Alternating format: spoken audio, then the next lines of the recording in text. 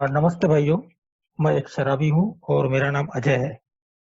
ईश्वर की असीम कृपा है, आप भाइयों के अनुभव की ताकत है। अल्कोहलिक एनोनिमस इस दिव्य संगठन ने मेरे अस्त-व्यस्त जीवन को फिर से रिकंस्ट्रक्ट करने के लिए जो आध्यात्मिक उपाय योजना मेरे सामने में मेरे पूर्वजों ने रखी है, जो बिग बुक के अंदर, उसको मेरी मार्गदर्शक मेरे स्पॉन्सर की मदद से रोज अपनी शक्ति और काबिलियत से रोज प्रैक्टिस करने का परिणाम है कि आज मुझे शराब पीने की आवश्यकता महसूस नहीं हुई और एक अच्छा जीवन जीने का मेरा प्रयास जारी है। इस प्रयास में वेलकम ग्रुप चंडीगढ़, इन्होंने मुझे मेरा एक्सपीरियंस रखने के लिए एक मौका दिया। इसलिए मैं वेलकम ग्रुप के सभी भाइयों का, उस ईश्वर का दिल से आभार व्यक्त करता हूँ। दोस्तों, आज का मेरा जो सब्जेक्ट है, कार्यक्रम के 3 सूत्र, फार्मूलाज, ट्रस्ट गॉड, ईश्वरीय इच्छा, क्लीन हाउस, गृह सफाई और हेल्प टू अदर्स, दूसरों की सहायता। ये सब्जेक्ट हमारे पूरे कार्यक्रम का एक छोटे से रूप में एक सार है। मेरे जैसे शराबी जो शरीर और मन की निराश अवस्था में यहाँ आता है, तो ऐसे ही मेरे जैसा ही एक बंदा जो सोसाइटी के लिए अनवांटेड था, परिवार के लिए अनवांटेड था, खुद के लिए अनवांटेड था और काफी सारे प्रयास करने के बाद में भी शराब से मुक्ति का कोई फार्मूला उसको नहीं मिल रहा था। और ये बंदा अमेरिका का एक नामांकित व्यक्ति होने के बावजूद, सारे उपाय करने के बावजूद, एक थका हुआ, हरा हुआ, निराश ऐसी परिस्थिति में यूरोप में जाकर एक जागतिक कीर्ति का जो डॉक्टर थे, जो मनोचिकित्सक थे, डॉक्टर कार्ल गुस्ताव यूंग, इन कार्ल गुस्ताव यूंग के पास में 1 साल इलाज करवाने के बाद में भी, उसके बाद में भी फिर से वो जो स्लीप हो गए, और जब स्लीप होने के बाद में वापस से डॉक्टर के पास आए और डॉक्टर ने पूछा कि क्या अवस्था थी कि जहां आप स्लीप हो गए, 1 साल का लंबा पीरियड आपने चिकित्सा लेने के बाद में भी आपके साथ ऐसा क्या हुआ? तो वो बंदा रोलैंड एच अपनी सफाई में कुछ भी बोल नहीं सका। ये होपलेस स्टेज था जो मन और शरीर का, कि जिसको वो बयान नहीं कर सका। और ऐसी अवस्था में उस मनोचिकित्सक ने उसको बोला था कि केवल आध्यात्मिक उपाय योजना ही तेरे जैसे शराबी के लिए उपाय योजना हो सकती है, वरना मेडिकल साइंस के पास या मेरे शास्त्र के पास या समाज के पास या किसी फिलोसोफर के पास तेरा इलाज मेरे को नहीं दिखता। और वही बंदा आगे चल के इसी डॉक्टर की राय से प्रभावित होके एक स्पिरिचुअल ग्रुप, ऑक्सफोर्ड ग्रुप में गए। और ऑक्सफोर्ड ग्रुप में केवल शराब की समस्या से चिंतित लोग नहीं थे, तो बहुत सारी जो दैनंदिन जीवन के अंदर में जो निराशा और हताशा, एक मायूसी को, जिंदगी को जीने का आनंद छोड़ चुके ऐसे काफी सारे लोग इकट्ठा होते थे। और वहां पे एक स्पिरिचुअल प्रोग्राम ऑक्सफोर्ड ग्रुप के पास में था, जो स्पिरिचुअल प्रोग्राम उनके जीवन में काम करने से वो शरीर की और मन की निराश अवस्था को पार करते थे। और यही प्रोग्राम हमारे इस रोलैंड एच के पास में इस ऑक्सफोर्ड ग्रुप के माध्यम से आया। और उनके जो स्पिरिचुअल प्रिंसिपल्स थे, जिसमें 4 absolute honesty, absolute purity, absolute unselfishness, absolute love, ये जो उनके टूल्स थे, ये टूल्स का इस्तेमाल करके मन की निराश और शरीर की निराश अवस्था को पार करके ये बंदा जीना सीख गया, जिंदगी का आनंद लेना सीख गया, आजादी को महसूस करने लग गया, आत्म शांति को महसूस करने लग गया। और इसी प्रोग्राम को उस बंदे ने केवल अपने तक के मर्यादित नहीं रखा, तो इस बंदे ने और किसी दूसरे बंदे सफरिंग अल्कोहलिक तक के इस प्रोग्राम को देने की कोशिश की। और वो अगला एबीटी, जो हमारे को फाउंडर के बचपने के दोस्त थे, वो भी एक होपलेस केस थी, लेकिन इसी प्रोग्राम को प्रैक्टिस करके, इन्हीं स्पिरिचुअल प्रिंसिपल्स को प्रैक्टिस करके वो बंदा भी रिकवर्ड हुआ। और उस बंदे ने अपने तक के इसको मर्यादित नहीं रखा, उसी बंदे ने अपने बचपने के दोस्त, जिसको हम लोग डॉक्टर बिल विल्सन कहते हैं, बिल के पास आया और उसी स्पिरिचुअल टूल्स ने, उसी स्पिरिचुअल प्रिंसिपल्स ने बिल के साथ में भी वही काम किया। वो भी एक निराश और हताश अवस्था में था और उसी बंदे को इन्हीं प्रिंसिपल्स के साथ में एक्शन पार्ट करने की वजह से एक होप जागी, एक जिंदगी जीने का एक मकसद मिल गया, जिंदगी में एक आजादी को वो महसूस कर सका, आत्म शांति को महसूस कर सका और उसी आत्म शांति को आगे बढ़ाने के लिए प्रयासरत रहा। आगे चल के हम सभी लोग जानते हैं कि डॉक्टर बॉब के पास ये प्रोग्राम बिल साहब के थ्रू पहुंचा और डॉक्टर बॉब जो खुद ऑक्सफोर्ड ग्रुप के पुराने मेंबर थे, जिनको ये प्रोग्राम मालूम था, उसके बावजूद भी उनके जीवन में ये प्रोग्राम काम नहीं कर सका क्योंकि एक्शन पार्ट उनके पास नहीं था और एक्शन पार्ट वो कर नहीं सक रहे थे। लेकिन बिल साहब और बॉब दोनों के मिलाप ने, वो एक्शन पार्ट ने पूरा करके एक में की सहायता से ये जो उनकी होपलेस स्टेज थी, उस होपलेस स्टेज को पार किया और बिल साहब और बॉब साहब ने इस प्रोग्राम को हमारे जैसे बंदे तक के लाने के लिए कोशिश करते रहे और उसी का परिणाम है कि हम लोग आज इस प्रोग्राम को, इस तत्वों को, इन स्पिरिचुअल प्रिंसिपल्स को प्रैक्टिस करके अपने जीवन को और आसान करने जा रहे हैं, आसान कर रहे हैं और जिंदगी के हर रोज का मजा ले रहे हैं। और वो 3 प्रिंसिपल्स डॉक्टर बॉब ने अपने जीवन कार्य में, उनकी जो मेडिकल प्रैक्टिस थी, उस प्रैक्टिस के अंदर में जो प्रिस्क्रिप्शन वो लिखते थे, उसके अंदर में उन्होंने सिंपल तरीके से इस प्रोग्राम को लिखा था और ये 3 फार्मूले अपने उस दवाइयों के इसमें लिखा था, चिट्ठी के इसमें लिखा था कि ट्रस्ट गॉड। इस फार्मूले को जिंदगी को आसान बनाने के लिए, जिंदगी का मजा लेने के लिए, जिंदगी की आजादी को महसूस करने के लिए, आत्म शांति को महसूस करने के लिए, एक उपयुक्त और आनंदमय जीवन को महसूस करने के लिए अगर उस बंदे को कुछ मिल रहा है इस कार्यक्रम के थ्रू, तो उस बंदे ने 3 फार्मूला हम जैसे लोगों के लिए लिख के रख दिया और वो 3 फार्मूले थे ट्रस्ट गॉड, ईश्वर के ऊपर हमारी श्रद्धा, मेरे जीवन में जो कुछ भी ऑब्स्टिकल्स है जो मेरे और मेरे भगवान के बीच में रुकावट पैदा कर रहे हैं, उन रुकावटों को पार करने के लिए मेरी गृह सफाई, क्लीन हाउस। और तीसरा फार्मूला उन्होंने दिया हेल्प टू अदर्स, जो मुझे प्राप्त हुआ वो किसी और बंदे तक के पहुंचाने के लिए मैं ईश्वर का केवल सहायक बनूं, केवल एक वाहन बनूं, एक उपकरण बनूं। ये उपकरण बनने की जो पार्ट था, वो उपकरण का पार्ट था हेल्प टू अदर्स। तो दोस्तों, ये आज का सब्जेक्ट है और इस सब्जेक्ट में मेरे पिछले 6 साल के सफर में, छोटा सा सफर है मेरा, पिछले 6 साल से मैं अल्कोहलिक एनोनिमस में हूँ। इन 6 साल के सफर में इस प्रोग्राम को मैं किस प्रकार प्रैक्टिस कर पाया हूँ मेरे स्पॉन्सर की मदद से, ये मेरा बताने का प्रयास रहेगा। मैं कोई स्पीकर नहीं हूँ, मैं एक साधारण एक प्रैक्टिस करने वाला एक छोटा सा बंदा हूँ कि जो इन प्रिंसिपल को अपने शक्ति और काबिलियत से, मेरे मार्गदर्शक की मदद से रोज जिस प्रकार प्रैक्टिस करने की मैं कोशिश कर रहा हूँ और मेरे जीवन को मैं आसान बना पाया हूँ, उसको मैं आपके सामने रखने की कोशिश करूंगा। दोस्तों, मेरी स्टोरी बिल्कुल शॉर्टकट में बता देता हूँ कि मैं एक ऐसे घर में जन्म लिया था कि जहाँ पे ऑलरेडी शराबियत बहुत करीब से मैंने देखा था, करीब से मैंने महसूस किया था। मेरे फादर अल्कोहलिक थे और बचपने में उन सारी परिस्थितियों को, वो सारे अभावों को, वो अधूरेपन को, वो लाचारी को, वो निराशा को घर में मैंने महसूस किया था। इस अवस्था को महसूस करने के बाद में भी ये जो छोटा बच्चा था, जो मन ही मन में सोच रहा था, यार हमारे अच्छे दिन कब आएंगे, मैं शायद अपने जीवन में ऐसा कुछ करूंगा नहीं। मैं शराब और शराबी, यानी मेरे फादर के बारे में और शराब के बारे में एक तिरस्कार की भावना मेरे मन में थी, एक गुस्से की भावना मेरे मन में थी।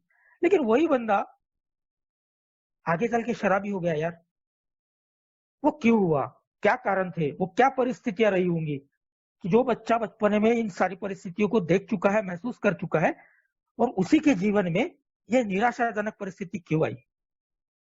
तो दोस्तों, मैं 7वीं कक्षा में था और हमारे कल्चरल स्कूल में कल्चरल प्रोग्राम था और उस कल्चरल प्रोग्राम में मुझे एक मौका मिला था एक शराबी के चित्रण के बारे में, कि शराबी की घर की माली हालत क्या होती है उसकी समाज में क्या स्थिति होती है। तो मराठी में हमारे यहाँ एक वीर रस की कविता जिसको बोलते हैं, हम पोवाड़ा बोलते हैं उसको महाराष्ट्र में, की कसं चढलं दारुण मन हरपलं भान परवा नाही केली देहाची लाज खोविली प्रतिष्ठेची जगी नहीं किम्मत कौडीची र जी जी जी जी।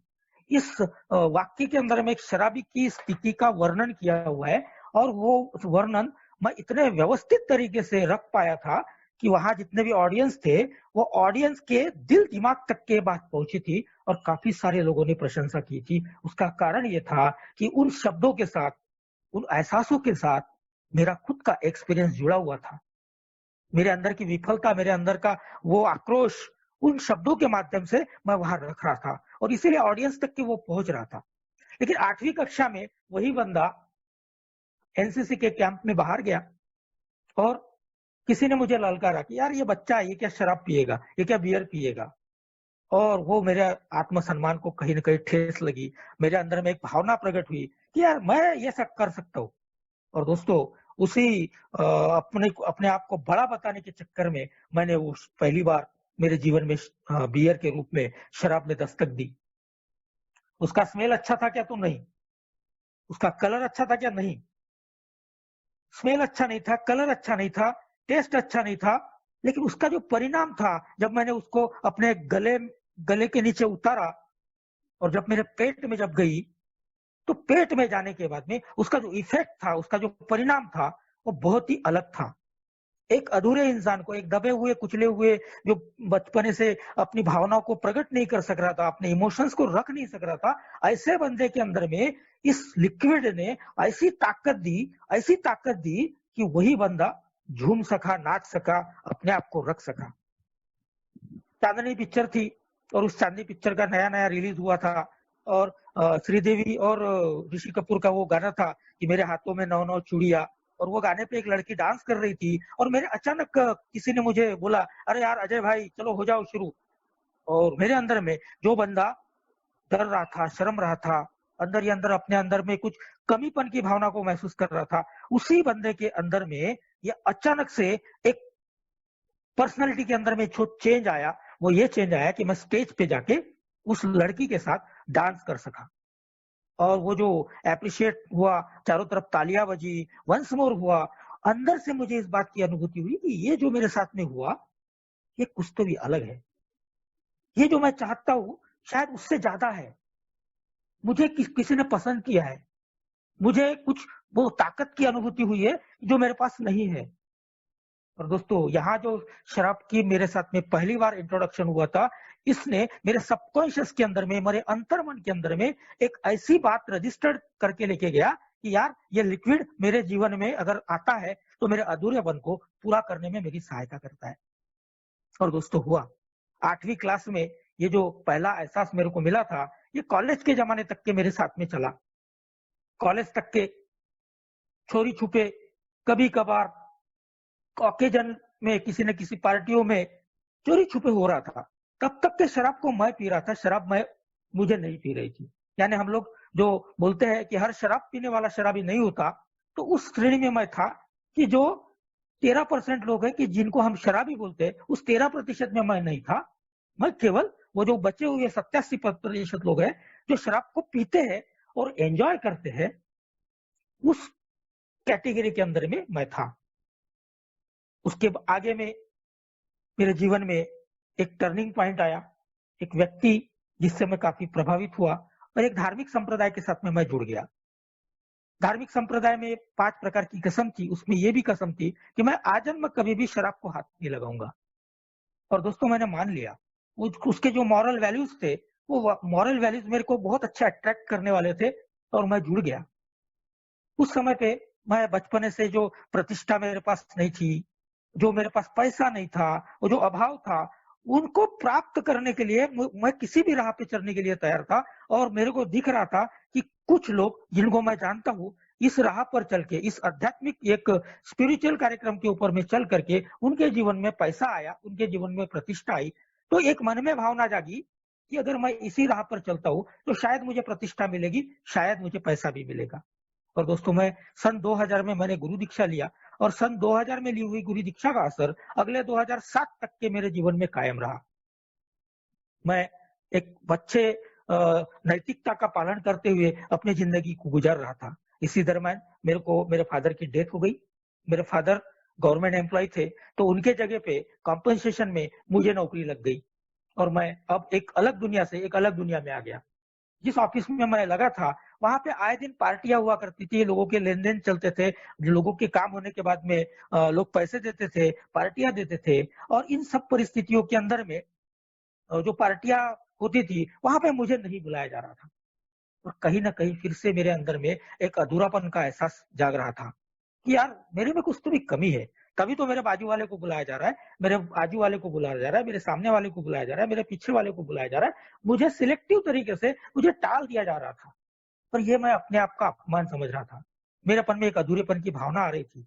वो इसलिए क्योंकि इस दरमियान में मैं मेरे ऑफिस में मेरे वो जो मेरा इंस्टीट्यूशन है, उस इंस्टीट्यूशन के अंदर में एक लीडर की हैसियत से मैंने अपना मकान बना लिया था। स्टेट लेवल का मैं लीडर हुआ करता था। एक एम्प्लॉइज बैंक है, उसका मैं डायरेक्टर था।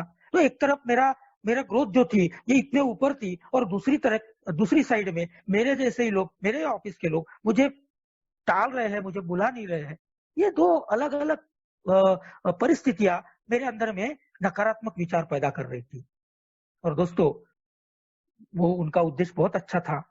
वो सोच रहे थे कि यार ये अच्छा इंसान है, बाबा जी इंसान है, गले में माला पहनता है, टीका लगाता है, तो इस अच्छे भले इंसान को हम अपने पार्टी में बुला के इसका धर्म क्यों भ्रष्ट करें। ये उनके विचार थे। लेकिन मेरे मन के अंदर में उनके प्रति बहुत गलत भावना थी कि मुझे जानबूझ के टाला जा रहा है। और इसी बात को अट्रैक्ट होके फिर से मेरे जीवन में मैंने उस शराब के पहलों को हाथ लगाया। फिर से 7 साल के बाद 2000 और 2007 के बाद में मेरे जीवन में फिर से दारू आई। अब 2000 के पहले मेरे जीवन में जो दारू थी वो मेरा इंट्रोडक्शन था और अब जो मेरे पास में दारू आई वो धीरे धीरे बढ़ते गई और ये दोस्ती में परिवर्तित हो गई। 2007 से लेके 2014 तक के मेरे जीवन के अंदर में शराब, पहले परिचय, फिर दोस्ती, दोस्ती से प्यार और प्यार से भक्ति और भक्ति से आसक्ति, ये 5 स्टेजेस के अंदर में मेरे जीवन में शराब ने काम किया। ये 5 साल के अंदर में शुरुआत के कुछ साल तक के शराब का और मेरा जो रिलेशनशिप था वो एक मर्यादा में था। लेकिन उसके बाद में मेरे जीवन में ऐसा कुछ हुआ कि जिसके वजह से मेरे अंदर की जो विल पावर था वो कमजोर पड़ गया और वाइन पावर ने काम करना चालू किया। कुछ परिस्थितियां ऐसी विपरीत आई कि उसको डिफेंस करने का पावर मेरे पास नहीं था और फिर से मेरे अंदर में जो डिफेंस पावर की जरूरत थी उस पावर को प्राप्त करने की, एक शक्ति को प्राप्त करने का एक जरिया करके मैं शराब के साथ में अटैच हुआ और अब मैं शराब को नहीं पी रहा था, शराब मुझे पिए जा रही थी।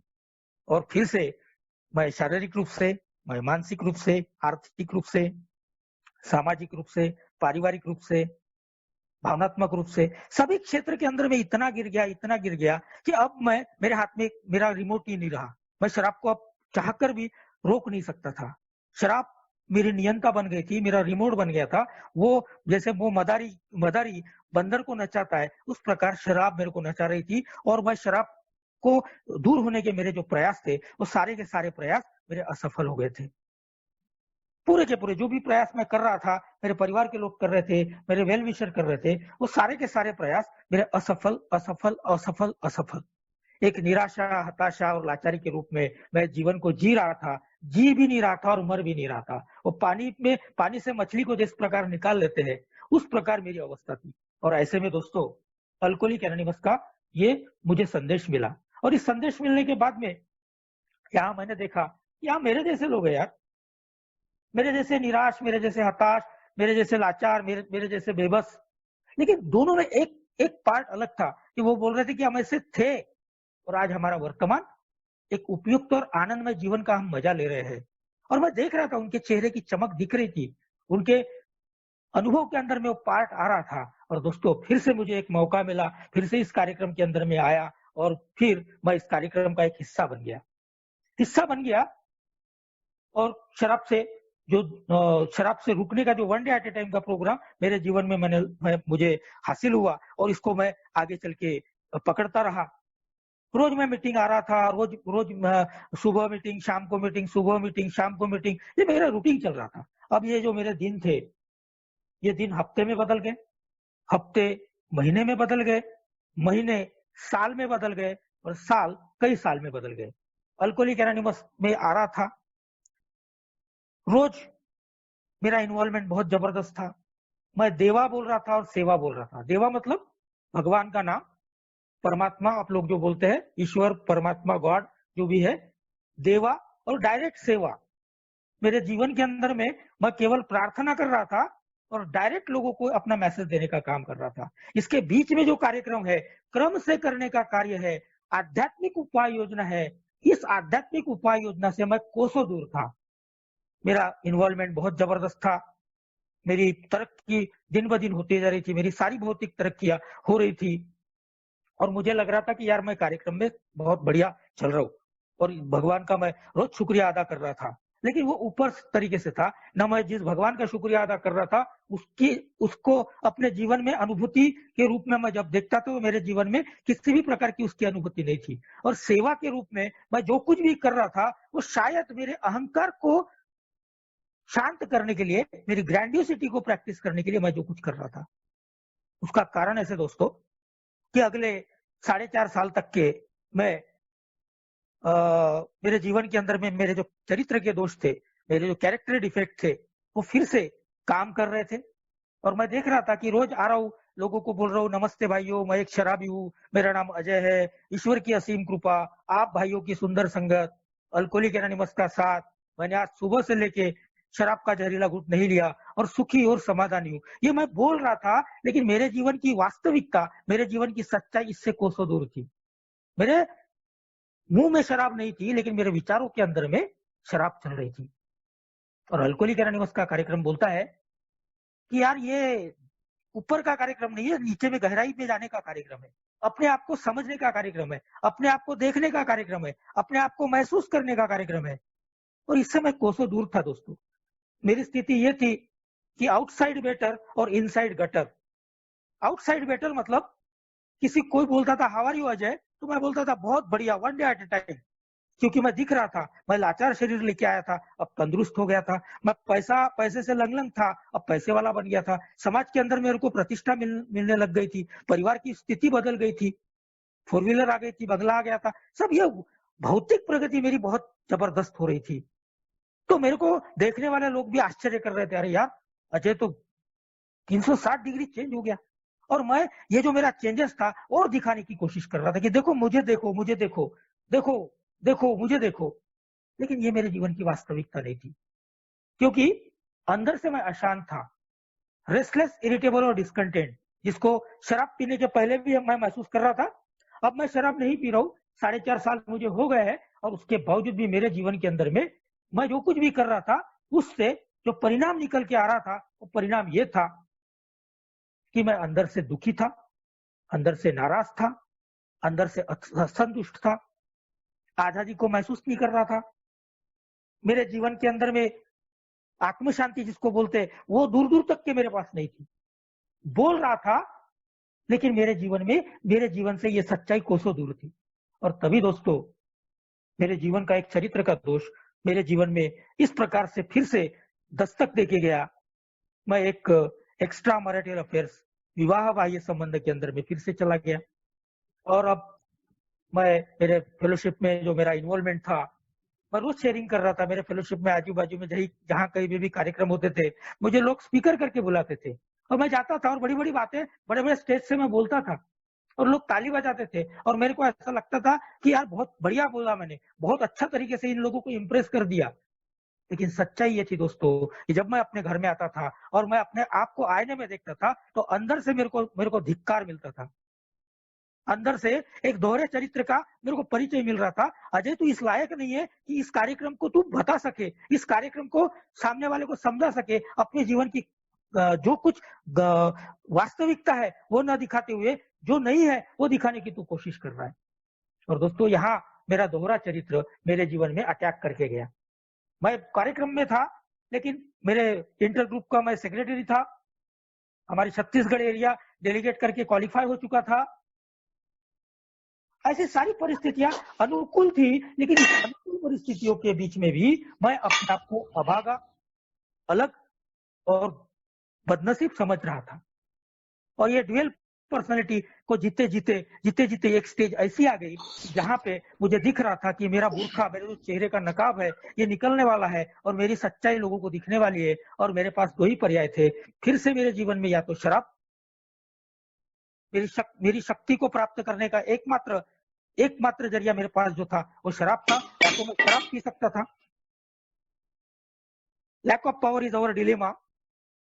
मेरे शक्ति को प्राप्त करने का एकमात्र साधन शराब दिख रहा था, या दूसरा पार्ट था अपने आप को समाप्त कर दूं, यानी सुसाइड, जो सुशांत सिंह के साथ हुआ कि अपने मन की वो जो विपरीत परिस्थिति थी, उस विपरीत परिस्थिति को किसी को बोल नहीं सकता, और अंदर ही अंदर ये सब सड़ रहा था, मेरे विचारों के साथ मेरा कोलाहल चल रहा था। और तभी एक बंदे के शेयरिंग के माध्यम से मुझे पता चला कि अल्कोहलिक एनोनिमस का कार्यक्रम ये ड्रिंकिंग प्रॉब्लम नहीं है, ये थिंकिंग प्रॉब्लम है।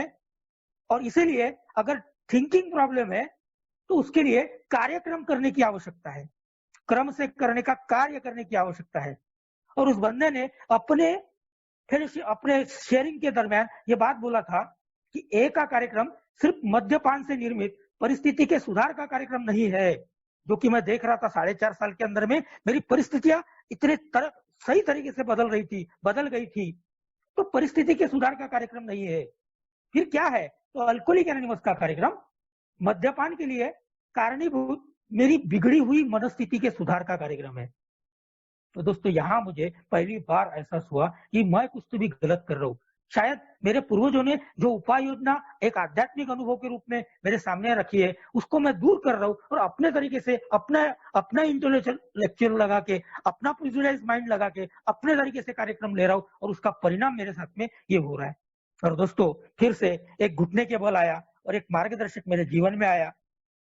सूरत के एक अच्छे जाने माने हमारे मेंबर, इनका बल्लर शाह के अंदर में स्टेप वर्क था, और वहां पे मुझे मेरा आइडेंटिफिकेशन मिल गया, मुझे मेरे जीवन की सच्चाई दिख गई, मेरा आईना मेरे को दिख गया कि एग्जैक्ट मेरा गड़बड़ कहाँ है।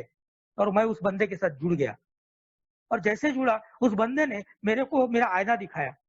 बोले, अजय, हाउ इट्स वर्क के अंदर में पहली 2 लाइन को आप पढ़ो। मैंने पढ़ा। हाउ इट्स वर्क के अंदर में लिखा है दोस्तों कि हमने शायद ही कभी किसी ऐसे व्यक्ति को देखा होगा जो हमारे बताए गए रास्ते पर चलकर असफल रहा हो। मेरे जीवन की वास्तविकता ये थी कि 4.5 साल के बाद में भी या तो मेरे दिमाग में सुसाइड के थॉट चल रहे थे, या तो मेरे जीवन में शराब की ख्यालात चल रहे थे। यानी जो कुछ भी मेरा चल रहा था वो मेरी असफलता थी। उसके आगे में लिखा है, हाँ, उन व्यक्तियों को लाभ नहीं मिलता जो हमारे सरल से कार्यक्रम के प्रति अपने आप को समर्पित नहीं कर पाते। मैं देख रहा था दोस्तों कि यार, समर्पण का मतलब क्या है? मैं तो सुबह की मीटिंग करता हूँ, मैं तो शाम की मीटिंग करता हूँ, मैं नाइट विजिल करता हूँ, मैं डे विजिल करता हूँ, मैं कन्वेंशन अटेंड करता हूँ, मैं जहां जहां बोला जाता है वहां जाता हूँ। तो मैं और क्या करना चाहिए? ये कार्यक्रम मेरे से और ज्यादा क्या क्या उम्मीद करता है? उसी स्पॉन्सर ने मेरे को बताया, अजय भाई, आधे अधूरे प्रयासों से हमें कुछ भी हासिल नहीं होता। यहाँ लिखा हुआ है। स्पॉन्सर ने बोला, मैं जो कुछ भी बोलूंगा अपने मन का कुछ भी नहीं बोलूंगा। लिटरेचर के अंदर में जहां जहां पे भी हम बिग बुक बोलते हैं, इसको उपाय योजना बोलते हैं, वो जो जो कुछ लिखा हुआ है उसको तेरे सामने कोट करूंगा। अगर तेरे को लगता है तो इसको समझने की कोशिश करना, और अपने जीवन को फिर से एक आजादी, एक आनंद और आत्म शांति की तरफ लेके जाना। आधे अधूरे प्रयासों से हमें कुछ भी हासिल नहीं होता। तो मैं बोला, यार, मेरे आधे अधूरे प्रयास मतलब क्या थे? तो मैंने यहाँ देखा दोस्तों कि आधे अधूरे प्रयास मेरे ये थे कि मैं अपने तरीके से कार्यक्रम ले रहा था, कार्यक्रम के तरीके से कार्यक्रम को नहीं ले रहा था। और पहली बार मेरे स्पॉन्सर ने मुझे मेरा आईना दिखाया और उसने बताया कि जब तक कि हमने पुराने विचारों का त्याग नहीं किया तब तक कि हमें कोई सफलता नहीं मिली। मेरे पुराने विचार क्या थे? मेरे पुराने विचार यही थे कि मैं अपने आप को मैनेज कर लूंगा, मैं अपने तरीके से जिंदगी को चला पाऊंगा। लेकिन मेरे जीवन की सच्चाई ये थी कि मैं चला नहीं सका। और पहली बार मैंने देखा कि मेरे पुराने विचार जो 4.5 साल से या उसके पहले से मैं लेके चल रहा था, मेरे पुराने विचार, मेरे पुराने इमोशंस, मेरा पुराना एटीट्यूड, अगर इसको बदलना है तो मुझे साइकिक चेंज को लाने के लिए कुछ तो भी करना पड़ेगा। और ये करने के लिए ये करने के लिए मेरे स्पॉन्सर ने मेरे सामने में यह आध्यात्मिक उपाय योजना रखी, जो आध्यात्मिक उपाय योजना मेरे सामने में मेरे को मेरा प्रॉब्लम बताया और प्रॉब्लम का सोल्यूशन बताया। पहली पायरी में मेरे स्पॉन्सर ने मेरे सामने में रखा, क्या व्यक्तिगत संबंधों को लेकर तुम परेशान है? हाँ, मैं था दोस्तों। 4.5 साल होने के बाद में भी मैं जिन लोगों को बोल रहा था कि आप लोगों की वजह से मैं सुखी हूँ, समाधानी हूँ, आप लोग मेरे को ईश्वर के जैसे दिखते हो, उन्हीं लोगों के अंदर में मैं कमियों को देख रहा था। अरे इनको साला बोलते नहीं आता, ये साले ऐसे है, ये वैसे है, ये गॉसिपिंग करते हैं, ये बीड़ी पीते हैं, इनको बोलते नहीं आता, ये अनपढ़ है, ये गवार है। यार इस प्रकार में उनके अंदर की कमियों को देख पा रहा था। तो व्यक्तिगत संबंध, अब जब कमियां दिख रही थी तो मैं उनके ऊपर रिएक्शन भी दे रहा था। मेरी रिएक्शन से वो लोग आहत हो रहे थे और उसका परिणाम ये था कि मैं अटैच होने के जगह पे वो लोग मेरे से डिटैच होते गए। उसके बाद में मैं देख रहा था कि घर के अंदर में 4.5 साल होने के बाद में भी मेरे घर के लोगों के जीवन में कुछ भी खास परिवर्तन नहीं था। मैं घर के अंदर में भी ऐसा बिहेवियर कर रहा था जैसे मैं राजा हूं और ये मेरी प्रजा है और जो मैं बोलूंगा वो चलना चाहिए। एक दहशत का वातावरण मैंने घर के अंदर में पैदा करके रखा था।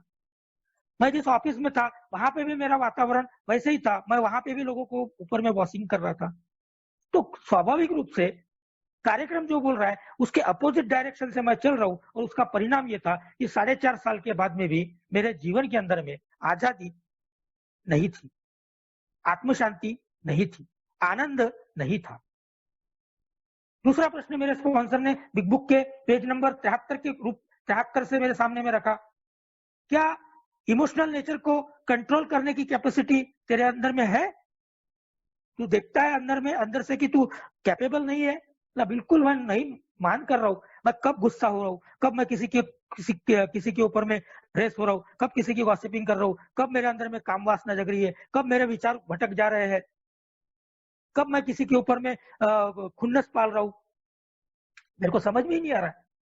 और ये सारे परिस्थितियों का, इन सारे मेरे इमोशनल नेचर का परिणाम ये था कि मैं सुबह से लेकर रात तक के जो कुछ भी कर रहा था उसका परिणाम ये था कि रात में फिर से मैं रेस्टलेस, इरिटेबल और डिस्कंटेंट रहता था। और मेरे को लग रहा था यार मैं शराब नहीं पी रहा हूँ, मैं प्रोग्राम प्रैक्टिस कर रहा हूँ, मीटिंग जा रहा हूँ, और उसके बावजूद भी मेरे इमोशनल नेचर के ऊपर में मेरा कंट्रोल नहीं होने का परिणाम ये था। इन सारी परिस्थितियों का मेरे ऊपर में प्रभाव था और दुष्प्रभाव था। क्या मैं दुर्दशा और तनाव का शिकार हो जाता हूँ? हाँ दोस्तों, मैं देख रहा था कि सब कुछ मेरे पास में अनुकूलता थी, भौतिक प्रगति हो गई थी, लेकिन आध्यात्मिक प्रगति नहीं होने का परिणाम यह था कि मैं हमेशा डिप्रेशन को महसूस कर रहा था। मैं टेंशन, हर छोटी छोटी बातों के अंदर मैं टेंशन को महसूस कर रहा था। मेरा जीना कठिन था, मुझे जीने में कंफर्ट नहीं लग रहा था, आसान नहीं लग रहा था। मेरे अंदर में नकारापन की भावनाएं समाई हुई थी। मैं हमेशा निगेटिविटी को ज्यादा प्रैक्टिस कर रहा था। क्या अच्छा है उससे ज्यादा क्या क्या गलत है ये मेरे को पहले समझ में आ जाता था। मेरे अंदर में बहुत सारे फियर्स काम कर रहे थे। मैं स्लीप हो जाऊंगा, मेरा एक्स्ट्रा मैरिटल अफेयर पकड़ा जाएगा, मेरा भविष्य का क्या होगा, मेरा प्रमोशन का क्या होगा, मेरे आर्थिक घपलों का क्या होगा, मैं रास्ते में जा रहा हूँ कहीं एक्सीडेंट तो नहीं हो जाएगा। यानी इतने सारे डर मेरे अंदर में थे कि हर हर अच्छे कोई भी मेरे साथ में बात कर रहा था तो मैं निगेटिव तरीके से उससे व्यवहार चल रहा था। उसका कारण ये था कि मेरे अंदर में फियर्स काम कर रहे थे। कुछ वास्तविक फियर्स थे और कुछ काल्पनिक फियर्स थे। मैं बहुत दुखी था दोस्तों। मेरे जीवन से 4.5 साल का सफर होने के बाद में भी मैं मेरे जीवन से सुखी नहीं था। मैं अनहैप्पी था, मैं हैप्पी फीलिंग नहीं आ रही थी और मैं दूसरों की सहायता के काबिल नहीं हूं, ऐसा महसूस करता था। मेरे को लग रहा था कि मैं यार बहुत अच्छा काम कर रहा हूँ, मैं 12 स्टेप का काम कर रहा हूँ, मैं लोगों के जीवन में जाके लोगों को संदेश देने का काम कर रहा हूँ, बहुत अच्छा काम कर रहा हूँ। लेकिन अंदर से मेरे को मेरे जो मोटिव्स थे किसी बंदे को मदद करने के पीछे का, वो मोटिव्स जब मैं चेक करता हूँ तो मेरे को समझ में आ रहा था कि मेरे मोटिव्स गंदे थे। उस वजह से मैं जो कुछ सेवा बोल रहा था, सर्विस बोल रहा था, वो सर्विस नहीं थी। वो मेरी ग्रैंडिसिटी को, मेरे प्राइड को, मेरे लस्ट को, ये जो मेरे चरित्र के दोष है, इनको मैं प्रैक्टिस कर रहा था। और अल्कोहलिक एनोनिमस का कार्यक्रम बोलता है 12वां कदम, इन सब कदमों के परिणाम के द्वारा आध्यात्मिक प्रगति प्राप्त करके। इन्हें ऊपर में जो 11 कदम लिखे हुए हैं, ये 11 कदम मेरे जीवन में मुझे आध्यात्मिक अनुभूति को प्राप्त करने में मेरी सहायता करने वाले हैं और देने ही वाले हैं। और ये सब करने के बाद में मुझे किसी बंदे तक के ये मैसेज को पहुंचाना है और जीवन के हर क्षेत्र में इन प्रिंसिपल का अपने जीवन में लागू करना है।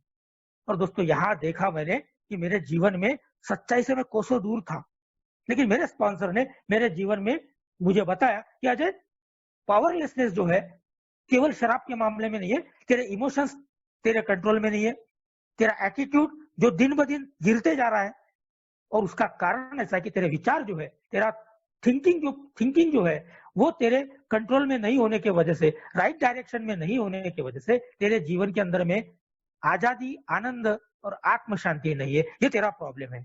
तेरा पीना प्रॉब्लम नहीं है, तेरा जीना प्रॉब्लम है। छोड़ी हुई रुकी हुई शराब को रोके रखना ये कार्यक्रम है। और तब दोस्तों पहली बार मैं इस उपाय योजना के लिए मेरे तैयार हुआ और मैंने देखा कि जैसे डॉक्टर बॉब ने बताया था कि इतने सारे लोगों के जीवन में इस प्रोग्राम ने काम किया। तेरे छोटे से गांव में कई लोग हैं जो 27 साल से सोबर है, 28 साल से सोबर है, कोई 10 साल से, कोई 12 साल से, 15 साल से, इतने सारे लोगों के जीवन में इस प्रोग्राम ने काम किया है। अजय, तुझे भी ये प्रोग्राम अगर तू प्रैक्टिस करता है तो निश्चित तेरे जीवन के अंदर में सफलता आएगी। तो मैंने ये स्वीकार किया। दूसरा कदम, ट्रस्ट गॉड। मैं ईश्वर के ऊपर में जो मेरी श्रद्धा का पार्ट था, मैं देख रहा था कि मैं मेरे तरीके का ईश्वर को मैं ढूंढ रहा था। मैं अपने जीवन की गाड़ी को चलाने के लिए बोल रहा था कि आप भगवान आ जाओ, मेरे जीवन की गाड़ी को चलाओ, लेकिन हो रहा यह था कि मैं शब्दों से उनको बोल रहा था, लेकिन अंदर से मेरा जो सेल्फ विल था, वो सेल्फ विल जाके उस ड्राइविंग के सीट पे बैठ जाता था। मेरे अहंकार को मैं बैठाता था और ईश्वर को बोलता था तुम बाजू में हो जाओ, मैं चलाऊंगा मेरे जीवन की गाड़ी को। सेल्फ विल रन राइट, ये मेरे जीवन की सच्चाई थी दोस्तों। और दूसरे कदम ने मेरे जीवन के अंदर में सॉल्यूशन के रूप में मेरे को बताया कि ट्रस्ट गॉड का मतलब है कि तू कर नहीं सकता। पहला कदम, तेरा पावरलेसनेस और तेरी अनमैनेजेबिलिटी को देखते हुए तू महसूस कर रहा है क्या कि तू कर सकता है? मैंने बोला नहीं कर सकता। तो दूसरा कदम बोलता है कि मुझसे ज्यादा ही बड़ी शक्ति मुझे वापस होश में ला सकती है, मुझे वापस सद्बुद्धि दे सकती है। इसका मतलब मैं पागल व्यक्ति हूँ, मेरे पागलपन को दूर करने के लिए मैं नहीं कर सकता, लेकिन कोई तो भी हाई पावर है जो कर सकता है, मुझे खाली उसके ऊपर में विश्वास करना है। और दोस्तों मैंने विश्वास किया। मेरे सामने जीते जागते उदाहरण थे, मेरे सामने भी ये बिग बुक था, रोलैंड एस था, एबिट टी था, हमारे बिल साहब थे, बॉब साहब थे, बिल डी था, हैंक पी था, अर्नी था, जो हमारे पूर्वज अनिल डी थे, ट्रेवर के थे। इनके माध्यम से हमारे हिंदुस्तान के अंदर में आज बहुत सारे लोग हैं जिनके जीवन में इसी प्रोग्राम ने शांति, आजादी और आत्म शांति को हासिल उनको करा दिया। तो तेरे साथ में भी हो सकता है, तुझे खाली विश्वास करना है, ट्रस्ट करना है, विश्वास करना है। और दोस्तों मैंने किया। मैं कर नहीं सकता, कोई तो भी शक्ति है वो कर सकती है। और तीसरा कदम मेरे सामने में मेरे स्पॉन्सर ने बताया, तेरे विचार और तेरी एक्शन ये हमेशा विपरीत दिशा में जा रही है। अब तू उस हाई पावर को अपने जीवन में लाके उस हाई पावर के हाथ में तेरी जिंदगी को सौंप दे। तू अपने बीच में इंटेलेक्चुअल मत लाए, तेरा अपना प्रेजुडिस माइंड मत लाए, तेरे अपने पूर्वाग्रह मत लाए। तू खाली चलने का काम कर, विश्वास करने का काम कर। श्रद्धा तेरे जीवन में आती रहेगी, आती रहेगी, आती रहेगी। परिणाम तेरे जीवन में आते रहेंगे, आते रहेंगे। तेरी इच्छा पूर्ण हो, मेरी नहीं। ये खाली बोलने के लिए नहीं है। तो इसको जब तक के एक्शन में नहीं लाएगा, तब तक के तेरे जीवन में जिन समस्याओं को तू आज फेस कर रहा है वो समस्या आती रहेगी। क्योंकि कार्यक्रम ऑनेस्टी का है, कार्यक्रम प्योरिटी का है, कार्यक्रम अनसेल्फिशनेस का है और कार्यक्रम लव का है।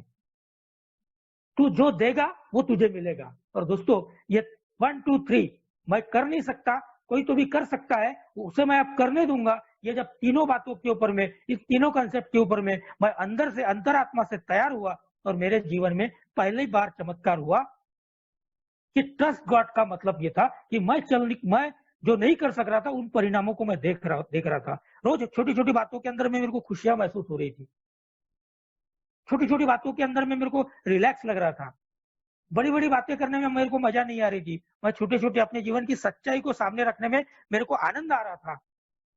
मैं मेरे स्पॉन्सर के साथ रोज बातें करने लग गया। लेकिन देख रहा था दोस्तों, यह असर परमानेंट नहीं था। मेरे और मेरे भगवान के बीच में अभी भी कुछ गलतियां, अभी भी कुछ गंदगी बाकी थी।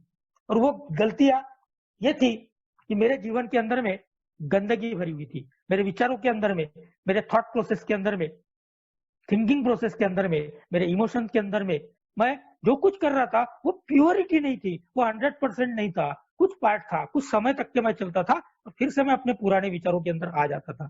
और इसके लिए अल्कोहलिक एनोनिमस के कार्यक्रम के द्वारा मेरे मार्गदर्शक ने मुझे बताया, अजय आत्म संशोधन करना पड़ेगा। और आत्म संशोधन के लिए चौथा और पांचवा कदम मेरे सामने में मेरे मार्गदर्शक ने रखा।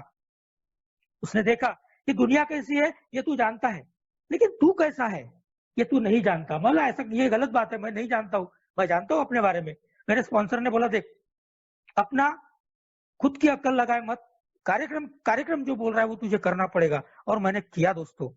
और जब मैंने देखा आईने में, जैसा मैं देखने के आईने में देखता हूँ तो मेरा चेहरा कैसा है, मेरी दाढ़ी बढ़ी हुई है, मेरे बाल सवारे हुए है नहीं है, मैं कपड़े कैसे पहना हूँ, ये बाहर का आईना बताता है। वैसे अंतरात्मा का आईना ये चौथा कदम ने मेरे सामने में रखा।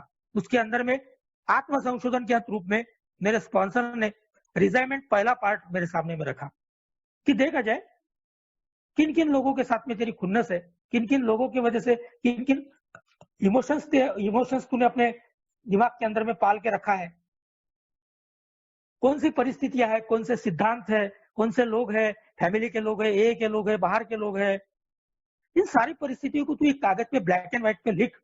और मैंने दोस्तों लिखा और मैंने देखा दोस्तों कि किस व्यक्ति ने मेरे साथ में क्या गलत किया। मैं फटाफट लिख रहा था, फटाफट लिख रहा था। ज्यादा समय नहीं लगा मेरे को। मैं एक 200-300 लोगों की मेरी लिस्ट बनी और 200-300 लोगों के सामने में व्यक्ति और वो जो सिद्धांत है उसके सामने में कारण कि मैं इनसे क्यों नाराज हूं, मेरे को लिखता गया। और तीसरे कॉलम के अंदर में मेरे स्पॉन्सर ने बताया कि ये सब परिस्थिति की वजह से तेरे कौन से प्रवृत्ति के ऊपर में आघात पहुंचा, कौन सी प्रवृत्ति तेरी हर्ट हुई। और तब पहली बार मेरे सामने में मेरे स्पॉन्सर ने नैसर्गिक प्रवृत्ति के बारे में मेरे सामने में रखा। एक सेक्स, दूसरा सोशल और तीसरा सिक्योरिटी।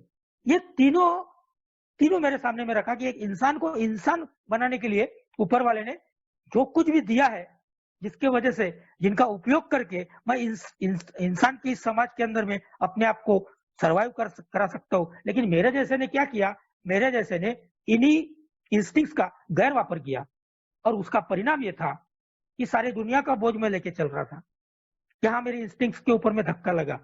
पानी मेरे घर में आता है, वो पानी जब मैं पीता हूँ तो मेरी प्यास बुझती है, लेकिन वही पानी जब बाढ़ के रूप में आता है तो मेरी जिंदगी को बहा के लेके जाता है। यानी उसी पानी को मैं जीवन दायी समझता हूँ और वही पानी मेरे जीवन को नाश कर सकता है। ये दोनों उसके रूप है। इसी प्रकार मेरे इंस्टिंक्ट्स को कहाँ धक्का लगा, ये मेरा पहला पार्ट मेरे सामने में मेरे स्पॉन्सर ने रखा। मैंने अपने आप को देखा, मैंने उसके साथ में काम किया और जब मैंने काम किया तब मेरे जीवन के अंदर में एक सच्चाई सामने में आई कि यार ये ऐसा हुआ। और सेकंड पार्ट के अंदर में, रिजेंटमेंट पार्ट 2 के अंदर में, कि मैंने उस व्यक्ति के साथ क्या किया, उस व्यक्ति ने मेरे साथ क्या किया, ये पार्ट 1 में मैंने देखा। और पार्ट 2 के अंदर में मैंने उसके साथ में क्या बिहेवियर किया, मेरी क्या रिएक्शन थी, ये जब मैंने लिखा तो दूध का दूध और पानी का पानी सामने आ गया। दोस्तों मैंने देखा मेरे जीवन के अंदर में दूध था ही नहीं, मेरे अंदर में तो पानी ही पानी था। क्योंकि सारे चरित्र के दोष मेरे जीवन के अंदर में होलसेल में छुपे पड़े थे। और इसी की वजह से मेरे जीवन की जो गंदगी थी, वो गंदगी मेरे जीवन में हमेशा सांप के जैसा डंक लगा के छोड़ रही थी। इसी वजह से मैं नाराज था, मैं रेस्टलेस था, मैं इरिटेबल था, मैं डिसकंटेंट था, मैं असंतुष्ट रहता था। और पहली बार मेरे को मेरे स्पॉन्सर ने मेरे जीवन के सच्चाई का दर्शन करवाया। और वो था, मेरे जीवन की सच्चाई ये थी कि मैं क्रोधी था, मैं आक्रामक था, मैं उदासीन था, मैं भयभीत था, मैं दलीलबाज था, मैं पलायनवादी था, मैं बेदरकार था, मैं विरोधाभासी था, मैं प्रभुत्ववादी था, मैं कायर था, मैं निंदाखोर था, मैं अनादर रखने वाला आदमी था, मैं अप्रामाणिक डिसऑनेस्ट था, मैं ईर्ष्या रखने वाला आदमी था, मैं अतिशयोक्ति से भरा हुआ आदमी था, मैं दाम्भिकता को प्रैक्टिस कर रहा था, मैं फैंटेसी को प्रैक्टिस कर रहा था, मैं भुलक्कड़ आदमी था, कई लोगों से मैंने वादा किया और भूल गया, मैं लोभी था, मैं अति संवेदनशील था, मैं उतावला आदमी था, मैं पागलपन और मैं जिद्दी आदमी था, मैं असहनशील आदमी था, मैं उद्देश्यहीन आदमी था, मैं वासना से भरा हुआ आदमी था, मैं झूठा था, मैं कंजूस था, मैं लघुता ग्रंथी था, मैं संकुचितता रखने वाला आदमी था, मैं पूर्वाग्रही, मैं तार्किक, मैं असंतुष्ट, मैं अहम केंद्रित, मैं आत्मविनाशक, मैं स्वार्थी, मैं शर्मिला, मैं अंधश्रद्धालु, मैं संशयी, मैं अन्यायी, मैं अश्लील, मैं महत्वाकांक्षी, मैं अंतर्मुखी, मैं संपूर्णता का आग्रही। ये पहली बार मेरे सामने में मेरे जीवन की सच्चाई आई, मेरे जीवन की गंदगी आई, जिसको मुझे बाहर निकाल के फेंकना था। जब तक कि मैं इसको निकालूंगा नहीं, मेरे जीवन के अंदर में आजादी, आत्म शांति मैं नहीं पा सकता, ये कार्यक्रम बोलता है। और मेरे स्पॉन्सर ने बोला, इनको लेके अगर तू चलेगा तो जिंदगी में कभी भी धोखा खा सकता है। और दोस्तों, इसके लिए मुझे अल्कोहलिक एनोनिमस के कार्यक्रम ने, मेरे स्पॉन्सर ने बताया, 6वां और 7वां कदम देख ले। तेरे जीवन की सच्चाई ये है कि इनके साथ में अगर तू जीना चाहेगा तो तू जी नहीं सकेगा। आज तेरा शराब प्रॉब्लम नहीं है, आज तेरा जीना प्रॉब्लम है। और जीना चाहता है तो इन सारे स्वभाव दोषों के साथ, कैरेक्टर डिफेक्ट के साथ तुझे आत्म शांति नहीं मिल सकती। अगर आत्म शांति चाहता है तो तुझे ये 6वां और 7वां कदम तुझे करना पड़ेगा। दोस्तों, मैं देख रहा था कि फिर से मैं कर नहीं सकता, कोई तो भी कर सकता। तू जो कर रहा है वो 4.5 साल से जो कर रहा है, कि जिसकी वजह से तूने लोगों को दिखाने की कोशिश किया कि मैं कैसा हूं, ये इमेज बिल्डिंग का कार्यक्रम नहीं है, ये कैरेक्टर बिल्डिंग का कार्यक्रम है, ये चरित्र के निर्माण का कार्यक्रम है, यानी वास्तविकता को स्वीकार करने का कार्यक्रम है, वास्तविकता से भगने का कार्यक्रम नहीं है। और दोस्तों, इस कार्य के लिए फिर से मैंने उस दयालु ईश्वर की तरफ मदद मांगी। मैंने खाली मेरी तैयारी रखी और ईश्वर ने मेरी मदद किया। 8वें और 9वें कदम के अंदर में मुझे बोला गया कि ये जो तूने करके रखा है, इनका अमेंड्स अगर नहीं करेगा, इसका प्रायश्चित अगर नहीं करेगा, तो जिंदगी फिर से निराशा, हताशा और लाचारी से भर के रहेगी। और दोस्तों, मैं कर नहीं सकता था, लेकिन उस परम ईश्वर दयालु ने मेरे जीवन के अंदर में मेरे विलिंगनेस को फिर से डेवलप किया, कि जो मैं नहीं करने वाला था, मेरा अहंकार बीच में आ रहा था, मेरे अंदर में एक बड़प्पन की जो भावना थी, वो बड़प्पन की भावना को ठेस लगने वाली बात थी, मेरे अहंकार को डिफ्लेक्ट करने की जो पार्ट था, यहाँ मुझे वो करना पड़ा। और दोस्तों, मैं मेरे स्पॉन्सर की मदद से मैं ये कर सका। मैं 100% नहीं कर सका, क्योंकि जो भी मेरे से संभव था उसके 4 प्रकार मेरे सामने में बताए गए, कि तुरंत अभी क्या करना है, कुछ समय के बाद में क्या करना है, कुछ समय के बाद में क्या करना है, और कौन से ऐसे अमेंड्स है कि जो जिंदगी में कभी भी नहीं करना है। ये 4 कैटेगरीज मेरे स्पॉन्सर ने मेरे सामने में रखा, और उस कैटेगरीज के हिसाब से जो भी अभी करने का था वो मैं किया। तब मैंने देखा कि अंदर से मैं अपने आप को सुकून भरा महसूस कर रहा हूँ। वो जो आध्यात्मिक अनुभव, स्पिरिचुअल अवेकनिंग, स्पिरिचुअल जो बातें होती है, वो क्या होती है, वो मेरे स्पॉन्सर ने बताया कि मेलोडी खाओ, खुद जान जाओ। ये बोलने का कार्यक्रम नहीं है, इसको महसूस किया जा सकता है। हवा को महसूस किया जा सकता है, उसी प्रकार ईश्वर को महसूस किया जा सकता है। ईश्वर कहीं बाहर नहीं है, ईश्वर तेरे अंदर है, तेरे भीतर है। उस ईश्वर से तेरा कनेक्शन टूट गया था, या उस ईश्वर और तेरे बीच में जो कोलाहल था, जिसके वजह से ईश्वर की आवाज तेरे तक के नहीं पहुंच रही थी। लेकिन ये गंदगी बाहर करने के बाद में देख, तेरा ईश्वर तेरे से बात करेगा, तेरा कॉन्शियस तेरे से बात करेगा, और तुझे बताएगा राइट क्या है, रॉन्ग क्या है, गुड ऑर्डरली डायरेक्शन। गुड क्या है, ऑर्डरली क्या है, और डायरेक्शन क्या है। मेरे जीवन के अंदर में पहले बैड था, अब मेरे जीवन को मैं कुछ हद तक के समझ पाया हूं कि मेरे लिए सही क्या है। मेरा डिसऑर्डरली जो बिहेवियर था, उसको ऑर्डरली करने के लिए मुझे रोज शक्ति की प्रार्थना करनी पड़ती है, रोज मुझे उससे मदद मांगनी पड़ती है, और मैं करते गया, और डायरेक्शन मुझे मिलता गया कि अभी तेरे को कहाँ जाना है, अभी तेरे लिए क्या सही है। और दोस्तों, ये जब मैंने मेरा पुराना अकाउंट क्लियर किया, तो मेरे जीवन के अंदर में मैंने प्रॉमिसेस जो लिखे हुए हैं पेज नंबर 101 के अंदर में, उसको मैं महसूस कर पाया। हमें शीघ्र ही इस बात का एहसास होगा कि जो परिस्थितियां हमें बाधा पहुंचा रही थी, उनका सामना कैसे किया जाए। मैं देख रहा था दोस्तों कि मैं एक क्षण ऐसा था कि जहां मैं शराब की तरफ जा रहा था, या तो मैं अपने जीवन को समाप्त करने के लिए तैयार हो गया था। वो परिस्थितियां को ओवरकम करने के लिए, उस परिस्थितियों का सामना करने की ताकत इस कार्यक्रम में मेरे सामने में रखी है। और अल्कोहलिक एनोनिमस के कार्यक्रम ने बताया, मेरे स्पॉन्सर ने मुझे एहसास करा के दिया कि अपने इस विकास की अवस्था में अगर हम मेहनती है तो आधी दूरी तय करने से पहले ही हम अचंभित हो जाएंगे। हमने अपने जीवन की जो कल्पना नहीं की है वो जीवन हम प्राप्त कर सकेंगे। और मैं उसको महसूस कर रहा था, क्योंकि ये जो मेरे मेरे पास में 4 से लेके 9 तक का जो टेक्निक आया था, उस टेक्निक को रोज के रूटीन में मुझे प्रैक्टिस करने के लिए मुझे 10वीं पायरी बताई गई थी। अब मैं सुबह उठने से लेके रात सोते तक के इस बात की मुझे जानिव थी, इस बात की मुझे अंदेशा था कि मैं अकेला नहीं हूँ, मेरे साथ मेरा ईश्वर है। और अगर मेरे साथ ईश्वर है तो मेरे को किस प्रकार से जिंदगी को जीना चाहिए। 11वें कदम के अंदर में मैंने देखा कि 10वें कदम के अंदर में मैं जब स्पॉट इन्वेंट्री लेके उसका अमेंड्स करने लग गया तो मेरा कॉन्शियस कनेक्ट विद गॉड, मेरे ईश्वर के साथ में मेरा संपर्क धीरे धीरे धीरे धीरे धीरे सुधरने लग गया। मैं महसूस करने लग गया, आज भी गलतियां होती है, नहीं होती है ऐसी बात नहीं, लेकिन उन गलतियों को आज मैं महसूस कर पाता हूँ। पहले मैं उनको महसूस नहीं कर पा रहा था। और तब जाके ये जो दूसरा पार्ट था जो बिल साहब ने अपने इसमें लिखा था, क्लीन हाउस। क्लीन हाउस का मतलब था कि मेरे अंतर मन के अंदर में जो छुपे हुए चूहे हैं, छुपी हुई गंदगी है, जो गटर है जिसकी बहुत गंदी स्मेल आती है, वो गटर को मुझे बाहर करना था। अगर मेरे घर में मैंने आप लोगों को खाना खाने के लिए बुलाया और मेरे घर के अंदर में गंदगी है तो आप खाना नहीं खाओगे, आप बोलोगे अजय भाई आपका खाना आपको मुबारक, इस गंदगी में मैं नहीं आ सकता। अगर आप इंसान होने के नाते मेरे घर में नहीं आ सकते तो उसी प्रकार मेरा भगवान मेरे साथ में कैसे आ सकता था। इस बात की अनुभूति यहाँ मुझे इस कार्यक्रम ने करा के दी। और तभी अगला कार्यक्रम मेरे साथ में था कि जो कुछ तुझे प्राप्त हुआ है इन सब कदमों के परिणाम के द्वारा खुद आध्यात्मिक प्रगति प्राप्त करके यही मार्ग दूसरे शराबियों को दिखाने की कोशिश की तथा जीवन के हर क्षेत्र में इन्हीं नियमों पर चलने की कोशिश करते रहे। ये जो ईश्वर की अनुकंपा हुई, ईश्वर की कृपा तेरे जीवन में हुई कि जिसकी वजह से आज तू जिंदगी का कुछ मजा ले पा रहा है, तो वो जो एहसास है उस एहसास को पहुंचाने के लिए तू आज ईश्वर का साधन के रूप में उसका एक प्रतिरूप बन के तेरे अंदर में वो ताकत ईश्वर ने दे दी।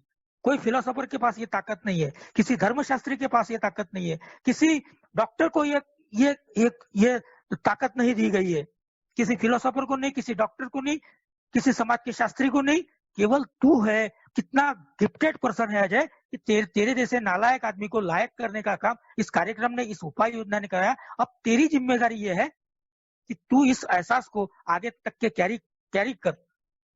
क्यों? क्योंकि ईश्वर ने इस लायक तुझे बनाया, दिलासा पाने की बजाय दिलासा देने लायक बनाया। किसी को समझने के बजाय दूसरे को समझने की ताकत तेरे अंदर में उत्पन्न की। कोई मुझे प्रेम करे उसके बजाय तू लोगों को प्रेम करने की क्षमता तेरे अंदर में ईश्वर ने दिया। और इसीलिए अल्कोहलिक एनोनिमस का कार्यक्रम बोलता है कि रीबॉर्न, हमारा पुनर्जन्म होता है। पुराना अजय मरता है और नए अजय का जन्म होता है। पुराना अजय बायोलॉजिकल लेवल पे नहीं मरता, तो पुराना अजय विचारों के रूप में मरता है, पुराने इमोशंस को लेके मरता है, पुराने एटीट्यूड को लेके मरता है, और एक नया अजय फिर से जन्म लेता है। वो अजय जिसके अंदर में हर समय आजादी, आनंद और आत्म शांति की अनुभूति होती है, जिसके अंदर में एटीट्यूड ग्रेटिट्यूड के रूप में काम करता है। और वो अजय अल्कोहलिक एनोनिमस का एक गिफ्टेड पर्सन है। वो अजय किसी संभावना को आगे बढ़ाने के लिए सहायता करने वाला बंदा है। और इसीलिए ये कार्यक्रम जो मेरे पूर्वजों ने मेरे सामने में रखा है 3 सूत्र के रूप में, ट्रस्ट गॉड, ईश्वर की श्रद्धा, मैं नहीं कर सकता, कोई भी ह्यूमन पावर नहीं कर सकती, लेकिन कोई तो भी पावर है जो कर सकती है अगर मैं उसको करने दूं तो। और दोस्तों, ये ट्रस्ट गॉड मेरे जीवन में जब आता है तब उस ईश्वर की ताकत को महसूस करते हुए मेरे जीवन की गंदगी को मैं साफ करता हूँ। गृह सफाई, क्लीन हाउस।